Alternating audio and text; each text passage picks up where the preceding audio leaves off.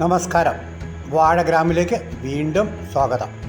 ഇത് നമ്രൈൻ എന്ന് പറഞ്ഞൊരു വ്യത്യസ്ത ഇനം വാഴ ആണ്.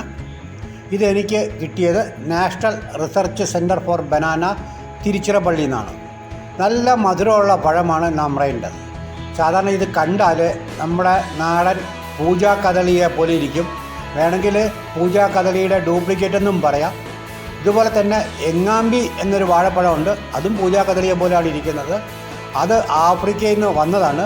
ഒരുപക്ഷെ ഈ നമ്രൈൻ വാഴ ആഫ്രിക്കയിലെത്തി എങ്ങാമ്പിയായിട്ട് തിരിച്ചു വന്നതാണോ എന്ന് പോലും സംശയമുണ്ട്.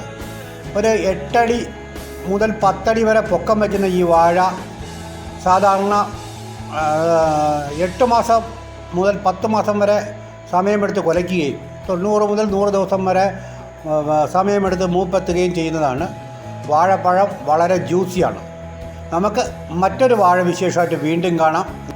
അതുവരെ നന്ദി, നമസ്കാരം.